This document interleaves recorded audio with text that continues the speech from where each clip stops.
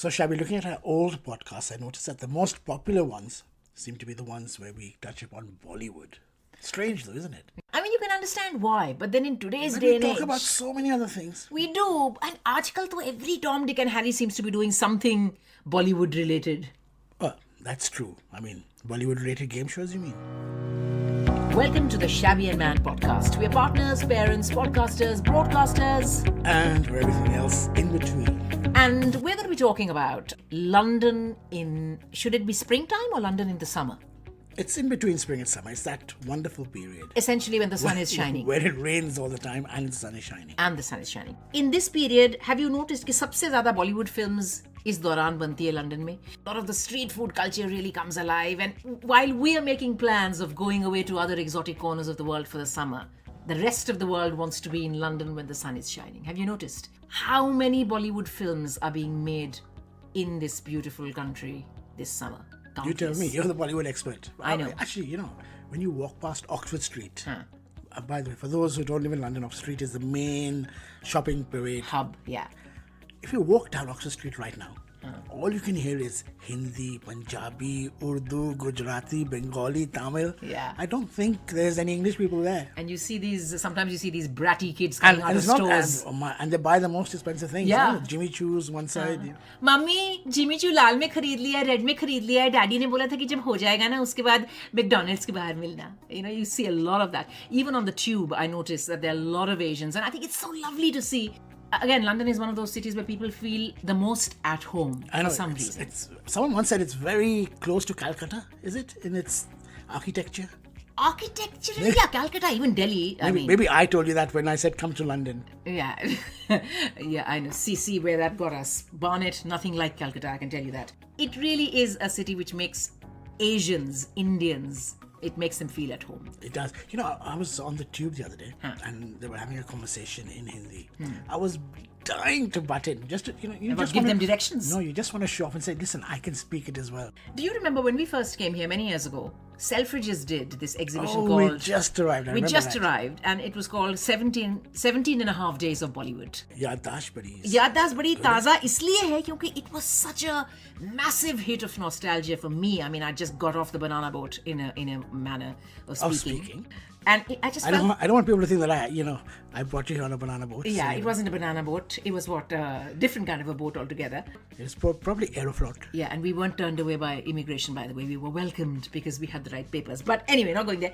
So, 17 and a half days of Bollywood, Selfridges did it because Selfridges was such an iconic store. I had the right papers. Yeah, whatever.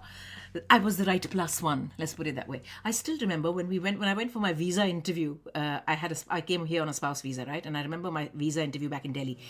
मेरे साथ जितने भी लोग थे Q में, I think they had all kind of either just married their husbands who were working here.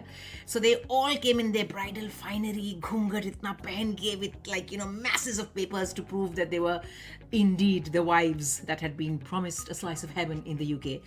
But they didn't take long interviewing me at all. 5 minutes, I was out of there. Wow, and you got me intrigued now. I hope you dressed up as well. I did. Not as a bride, I did. I wore my best black dress and black boots and pretended as though I was already in London. Anyway, 17 and a half days of Bollywood. Sorry, one more thing has come to my mind. Yeah. They must have thought in the embassy, this woman is a bit weird. 40 degrees heat and she's come in boots. No, they had air conditioning. Let it go. But coming back to Selfridges for the 100th time, no, this is not a plug for Selfridges. They haven't paid us to do this podcast, but 17 and a half days of Bollywood in Selfridges. And they managed to get all the big names at the time. I remember Abu Jani, Sandeep Khosla. They were the big designers to the stars then. I remember that. Abhi We tak bumped mujhe into them, yaad. yeah. Do you remember we went to see this? Isn't that the first time we got a tote bag? We did. We didn't know what a tote bag was, Yeah. but we had this. What was the bag say on it?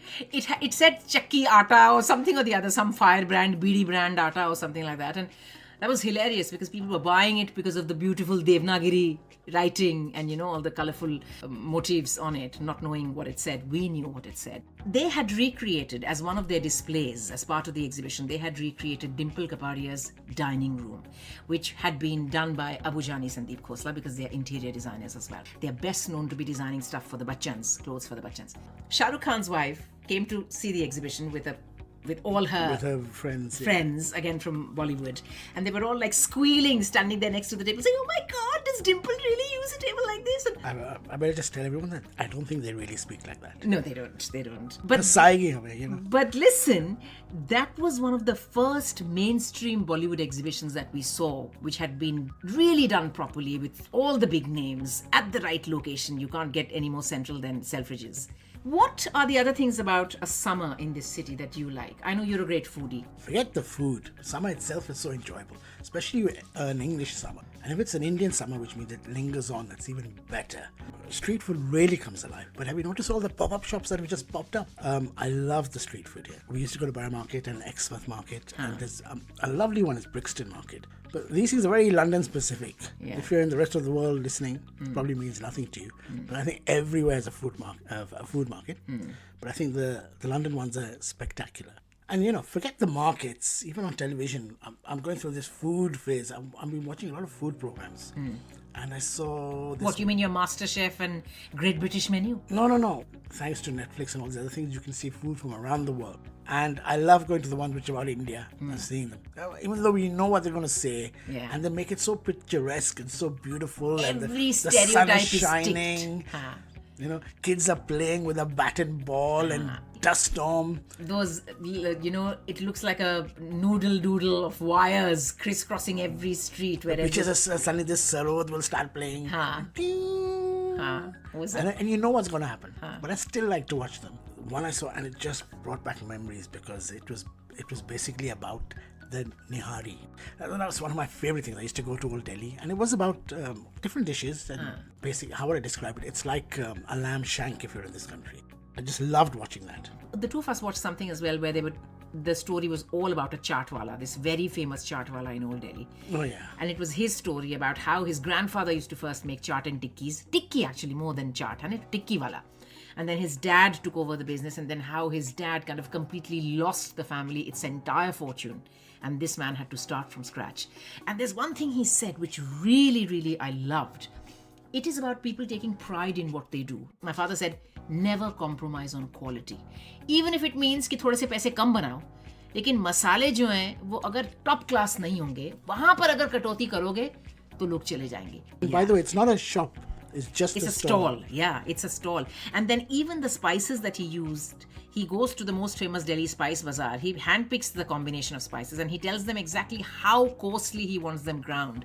Remember that conversation where he has with the dukandar? He says कि भैया एकदम fine मत करना उसको थोड़ा सा रेत जैसा रखना. Attention to detail.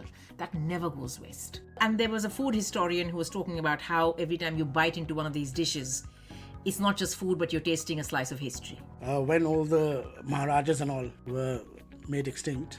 The princely states basically merged into the state of India. Then all these royal chefs had to what find they're called? something to... Khansamas. These Nawabi chefs. Yeah. But they had to find something else to do, so they set up their own stalls in New Yeah. Delhi.